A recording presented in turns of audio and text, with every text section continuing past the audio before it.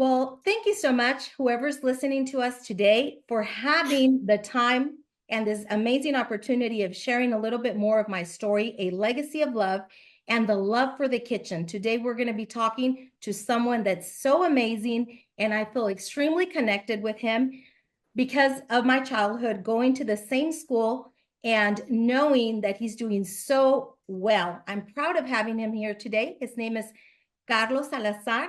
And Carlos, how are you today? I'm doing great. I appreciate being here today. Okay, well, thank you also for being here with us today. And today we're going to have something very interesting to share. But first of all, we would like to know a little bit about you. Well, as you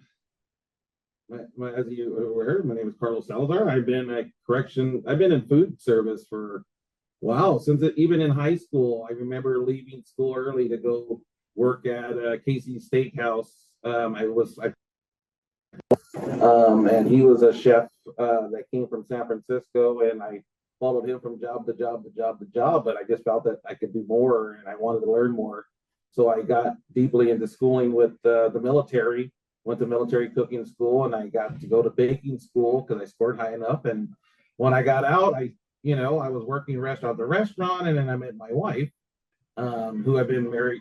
Actually, we just celebrated 31 years being together. And so I knew that I had to get out of the busy life of the restaurant world to do something that's more prosperous and some prison. So I tried it, and I've been here ever since. So going on year 27, working for the correctional system. Oh, wow. Well, Yeah, so I'm still a correctional food manager here at Pleasant Valley State Prison. Oh, wonderful. That's great. Well, congratulations for all Thank those you. years. And I pray for many more with your Thank you so wife. much. And I know God has something amazing for you all. As you know, my podcast is about overcoming adversity and difficult times in life. And with that said, how do you think that cooking and baking could create a therapeutic experience for those people that have gone through illness, through death, through loss, through abuse, and much more? Do you really think it could help in some form or fashion? You know, cooking was always my way out of doing things. Growing up, we really, don't want to knock on my mom, but sometimes she wasn't there in the morning for us. So that's when I started beginning cooking. I want to say I was in the sixth grade as my sisters were younger. And I remember cooking breakfast for them. Then we got off to school and coming home, and stuff like that. And for myself to making sure that my sisters were eating good and eating healthy, and we were still doing really well until I ended up moving in with my grandmother, and then I've been there. I grew up there and went through schooling there. But I do think that cooking can be therapeutic, and not only that, it just when you taste something, when you try something new, something fresh, something that attracts you, it relieves a little bit of pressure in the back of your mind. Like, hey, this is good. It puts you in a different state of mind.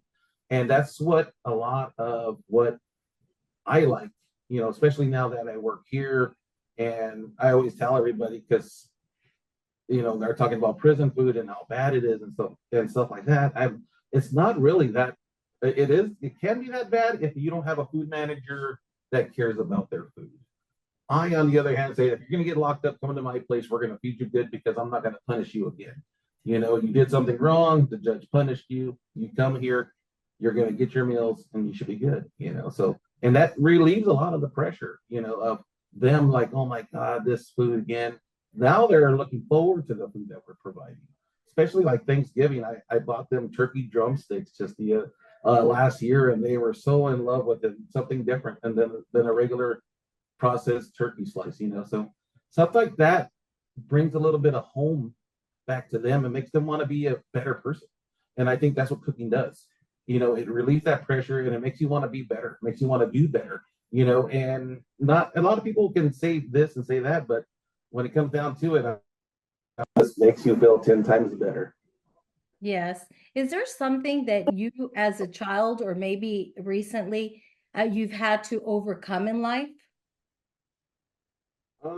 Growing up all the way around. It was very rough growing up.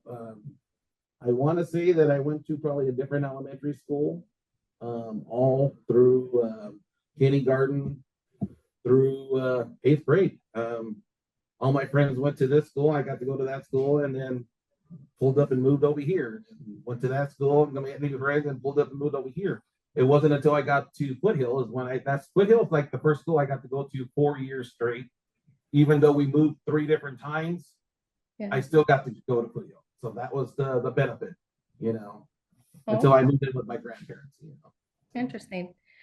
How long So have that was it was hard. It was very, very hard to, you know, meet different people and then become more. Well, that's probably a lot of the reason why I became outgoing, because I had to meet new people, make new friends in different parts. I mean, we would drive Bakersfield, and I'll take my kids. I used to live here. Oh, I used to live here. I used to go to that school right there. I used to go to that school right there. Then you think about it.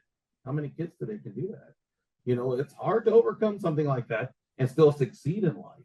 You got to have that home feeling sometimes, and that, to me, that was a major, major obstacle to just adapt to the new surroundings of new people and new culture. And growing up, there was a lot of different types of groups, should we say, back then. You're in the north, you're in the south, you're in the east, you're in the west, and I'm like, well, I know all of these guys. I'm not going to do none of that. So it was very hard. It was very, very hard. It was very, very hard. But look where you're at right now. I think that God has really opened a lot of doors for you, and you have and continue to be successful at what you're doing. And that is wonderful. That is Thank you so wonderful. much. It's just they say the power of prayer, and it helps, and you have to put yourself out there and give yourself to Him, so that you can enjoy what He gives you back in return. Yes. So it is. I think that was probably the one thing. That's the one thing that I had in common every week. I just remember, going to church on Saturday. I remember going up to join the choir upstairs and stuff like that. So. Yeah. Wow. And how long have you been cooking? And what is it that you're good at? What do you like to cook? Is it what kind of food and desserts? And how long have you been doing this? I've been cooking since I was 16. Started working in restaurants at 17. Um, Overall, I can pretty much cook anything and everything. However, I think if I have to say something, it's got to be the chocolate chip cookie that everybody continuously wants me to make all the time. And I'm like, and that's not even my favorite dish to make, but that's what they want to hear. That's what they want to eat. And I'm like, all right, I'll make it again. But I do like to bake. We do bake sales here for people that have gotten hurt, or maybe there was a loss in our Pleasant Valley family here, or they got an unfortunate event and they're raising money. So I'll sit there and bake a couple cakes and stuff like that and give it to them. The everything pineapple cake is probably one of their favorites as well. And I think it's a lot have to do with the cream cheese frosting that you throw in there. So of course, the decoration makes the cake. So when you throw a little flower here, flowers there, something like that, they seem to like it. So Who actually taught you how to cook? my uncle, my Oh, uncle Mike. Yeah, I was working at Casey's Steakhouse when I was there. I got to see a lot of the dishes that he make, and just watching him cook and jam, and watching the flames go up as he's going this way and that way, and he's making a sauteed dish this way, and I got to see all that firsthand. And then as being a prep cook, just getting to watch and see all that, I was amazed that he's got 8 or 9 dishes going at the same time. And I'm like, I'm barely cooking one thing. I'm like, oh. oh, wow. Oh, that's interesting. Do you go by a recipe, or you just go as you're seeing the plate, whether it's baking or it's cooking? If I see a dish and I like the dish and there's a recipe, the first time I'll follow it. If I follow the recipe, I want to see what it tastes like by itself. And because I don't want to disrespect the person that created that recipe. So Uh-huh. I'll try it. But if I feel like it needs to be a little bit touched up, well, I'll change it a little bit to make it mine now because the recipe just needed a little bit of help.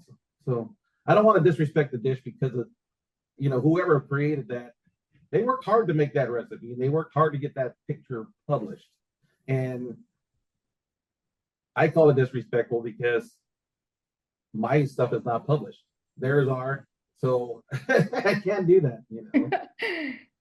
How interesting. What do you think about people being, those that go and take a degree and become a chef, and the ones that, do you think people are born to be a chef? Do you think people develop with experience and time to be, a good chef, a good person that could bake and cook at the same time? What is your opinion on that? I've seen both sides of it. Someone who's been school trained and someone who's home. And I think the person that comes from school is more to take challenges of food with the recipe, or not even so much of the recipe, of their own type of recipe, and try to come up with their own type of dish. And they want to create that their name. And sometimes some of those dishes might not come out to the way it's supposed to be. However, a home chef is what I like to call them. Well, they're going to make something that's going to taste good and make you come back for more.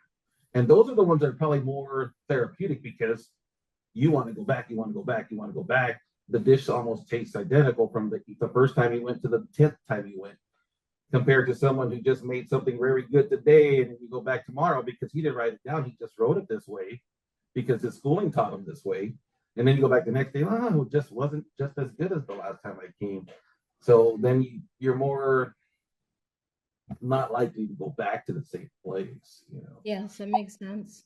And what's your One of my special? favorite places to go to is so I'm giving them a shout out, I guess. It's called El Toro Bravo, and Uh-huh. it's in New Brighton, no, Capitola, right next to Santa Cruz. And we've been going there for 35 years, maybe. Yeah, at least 35 years. And I just remember eating the chili verde burrito, and it was very good. And mind you, I'm like 13, 14, 15 years old going there. And I took my sons there when my son was going to UC Santa Barbara. I'm sorry, Monterey. He went to UCMB. I'm like, oh, let's go to Altar Road because we used to go there. Food was still as good and brings back childhood memories. And Yes. so now that's all he wants to do is go back there. So Wow. and the recipe hasn't changed. So it's one of those homeschool chefs that knows how to bring that customer and hook the customer to keep coming back. My Wow. mom will probably tell you it's the pomegranate or the wine margaritas, but I'll tell you it's the chili verde that brings it back. Okay. Wow. Yeah. Do you have a specialty besides chocolate chip cookies? I can't really. Um, I know my son's like a stuffed burger, and it sounds plain. However, when you stuff it with a good mozzarella, you put the ground beef with the garlic, and you mix it all in and just give it that little bit of love, and then Yes. you fry it. The cheese is like just comes out and just oozes, and the boys just fall in love with it. And I've made it numerous times for numerous friends, and they like it too. So I would say that that's one of them as a specialty dish that I would create over and over and over again. Everybody, sitting there watching my grandmother make the papas in the morning, and it's a plain potato that's sliced regularly with salt. Huh. People just want that potato, and they're like, "Hey, are you making breakfast potatoes today?" And I'm like, "Maybe." Can we come over? And to this day, for the last 20 years, they want to come over for breakfast potatoes. Are you making breakfast today? I'm like, maybe. Can you make those potatoes? I'm like, yeah, come on over. Wow, that's great. Do you cook with your wife? Do you cook by yourself? I'm pretty picky. I cook by myself. I'll have people over and we'll share a kitchen, stuff like that. But if it's something that, like, if we're doing something, we're having a function, I don't want nobody in the kitchen. I'll take care of it. We'll go, even when we go camping. Um, well, I have a little griddle set up, and I got another. My dad will bring a little griddle set up, and that's all me. And my dad will sit there and just watch me as I'm cooking everything, and everything's ready to go. And he goes, "How do you get it at the same time? How does everything come out at the same time?" And I'm like, "Patience. You gotta have patience and just let the food talk to you, and it'll tell you when you're ready." So I'm more of a, let me go, let me burn, and I'll take care of it. So that means that when you're cooking or you're baking, you just want it to be yourself and you're very picky. You just don't want to have anyone around. I mean, Um, help you out. when it comes to something that's set, if it comes to something that is new or newer, or they're gonna make something, I want to look in there and I want to see what they're doing, and I want to see what I can do to see if I can help out a little bit so I can learn what they're making, and then see if I can adapt that into my numerous things that I can cook. I mean, it's not just one thing I can cook. I'm not trying to like make my head bigger than what it is. I'm just trying to say is I want to learn more and learn more, because the more you learn, the better you can make your food, and the more that people enjoy it. And that's what it comes down to. Yes, I think that the main ingredient, and I learned that from my mother. I would sit on a stool and watch her as she was making tortillas or if she was making a pie. She was talented in everything, cooking and baking. And I would sit on a stool. I was just a little girl, and she would roll out the tortillas. And at the same time, she would be cooking the meals. And I always wanted to be like her. And I saw that the main ingredient, and I think this will be something that you're going to relate to, was love. I Yes. think that any meal that you prepare for your family, for friends, for loved ones, and other people as well, the main ingredient is and should be, I think, love. Taking the time, doing it with your hands. Either if you're going to follow a recipe, which when I bake, I do follow a recipe. When I cook, somewhat I do what you do. I could just see it once and I follow it, but then I could do it on my own. I like to adjust and put other ingredients. I'm really good at visualizing how it's going to come out. But if I notice that this might not be as what I'm looking for, I know, like for example, the chocoflan. I have a book that's coming out, a cookbook in both languages with its own history. How did that recipe come to happen? Where did it come from? Was it from Spain? Was it from Mexico? Was it from France? Was it from wherever, Germany? And I always adjust, yes, I always come back and adjust. A choco flan is normally made with water. They add some water, some sugar. It's not the same if you add milk, if you add Philadelphia cheese, because it's going to be a lot better. It's going to be richer. It's going to be definitely delicious. And I love Mexican products. Is there like a product that you use? I normally use Mexican vanilla extract because it's better. The quality is higher.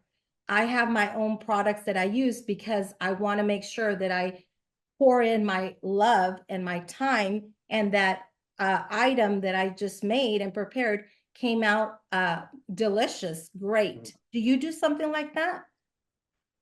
Um, when it comes to baking, that's a totally different avenue when it comes to recipe following. You want to make sure that you get the baking soda right, Yes. or you're not over whipping something. Because I was actually talking to some of my staff here, and they were talking about they wanted cookies, and they're like, I can't get them that big the way you get them and stuff like that. I said, how are they coming out? And just by talking to them, they're like, well, it comes out real thin, and I'm like, oh, you're over whipping it. And they're just looking at me, and I'm like, yeah. I said, she goes, well, I'm gonna throw some baking powder. I'm like, no, no, no, no, don't over whip it. I said, you're using the machine and it's just whipping too much, and doing that, you're aerating it to where it's gonna flatten out when it comes through. I said, next time just barely whip it and you'll be fine. And then next, you were right. I'm like, oh, see, that's what you gotta give it. I said, you're loving it too much. Just pull back a little bit. Oh, wow. But Okay. yeah, but no, but on regular cooking, when it comes to just cooking on the grill and stuff like that, especially now that I'm both cooking, um, we follow the recipes to a point, but sometimes it might taste better if we went with a fresher product with an onion and a bell pepper and some fresh garlic in there. And then instead of the regular powder and frozen stuff that the recipe calls for. So, we try to follow the recipe, but we're under a budget, cost effective, but when you're cooking at home, it's totally different. I gotta try their recipe out first, and then I'll try my version out the second time, and then we'll weigh it out, and then whoever's better, then we'll go from there. Yes. Well, I think that everyone's great, and the more you practice, the better you're going to get. And I Yes. bet that your cookies are delicious, and Oh, maybe they're decent. days Yeah, we can make a little exchange. I'm my biggest critic. I'm like, they're decent, but they like them, and that makes them happy. Then I'm happy for them, and I'll continue until Yes. somebody makes a better cookie than I am. Yes. I'll keep making it for them. Yeah. Would you have like a last message, a last word to say if either there's someone that will be listening to this that has gone through loss, adversity, difficulties in life, I don't know, abuse? What would you tell someone? What would your words be as an encouragement? As an encouragement, um, reach out. Don't be afraid to ask for help. I think that was, and still even to this day, my biggest issue is being quiet. When something is not right or something bad happened to me, or um, going through all of that stuff all through the beginning years of my life, it was just easier for me to be quiet and mad and have it all built up and get angry. And even though it wasn't even my fault, I didn't open up. I didn't want to share. I didn't care who I ignored and who it bothered. I kept it bottled up and I just been quiet. So everybody knew when I was upset or when I was mad, I would just be quiet. And then up until maybe 4 or 5, maybe 6 years ago, it was hard for me to open up, to reach out and say something. So now, lately, even to my middle son is so much like myself. My youngest and oldest are outgoing and spoken. That's that part they still got from me, but the silence when I'm upset and mad, my middle son got that from me.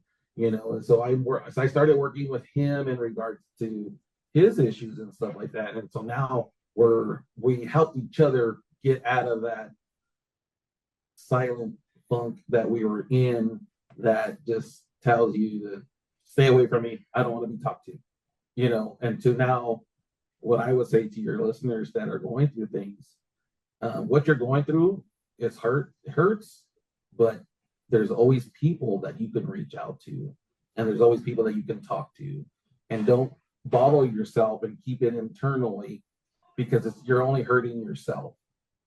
So if you can reach out and talk to people and express your feelings and find a group, find a friend, find somebody that you trust, and just don't let it all out at once. Just a little bit, then a little bit, then a little bit, and then next thing you know, you're good to go.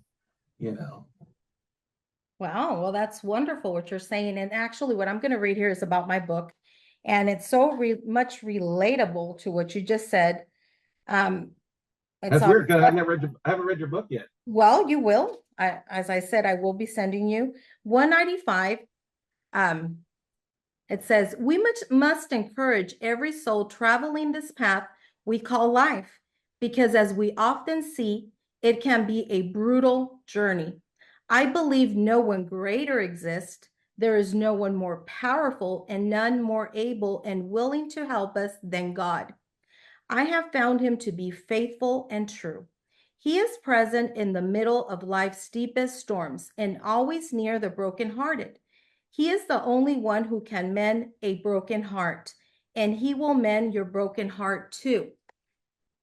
As long as you're willing to receive, as long as you're willing to hear from him, whether you don't know the Lord, if you're giving your baby steps that I mentioned a lot in my book, A Legacy of Love, that you're barely walking, that's okay. Open your heart, open that possibility of receiving God. If he was willing to help me with all the huge adversities that I had to go and decide to come out finally and share my story, I know that God will definitely help you through. Just give him that opportunity, and I know that it will go well, right? Yes, correct. Yeah, Yes. you're right. So I want to encourage you all that are listening here today to continue pushing, never give up. That's a very important thing, to never give up, continue pushing, continue believing that things will be, it will change. It's just a season. That's how I call it. It's just a season. But you are not to stay in that dark place. Go and seek friends, go and seek therapy, go and seek someone to talk to. And also, most of all, seek the Lord, because if he was good to help me, he will definitely help you. So Yes. thank you for being here today. And I hope to hear from you very soon. And Yes. Carlos, I am so thankful that you're here No, today. thank you for having me again. And like you're saying, when you're down and out, reach out and talk to people and pray. A lot of people don't understand that there's power in prayer, and sometimes I think I always reference back to footsteps when there's two steps and then one steps. There was only one set of footprints as they were walking through times of trouble, and he thought he was walking alone. No, he was being carried. And so if you put yourself in the situation to where you pray and you believe, then you can go a lot further than what you think you can. You know, and if I have to leave you with something, I always tell my cooks this: it's easier than making gravy, because gravy is the easiest thing to make, you know. And in order to cook for me, if you don't know how to make gravy, you're gonna work somewhere else. So learn how to make gravy, and it'll be easy. Oh, okay. Well, wonderful. Thank you for that message, and thank you for being here today. And you all have a wonderful day. Thank you so much. You take Thank care.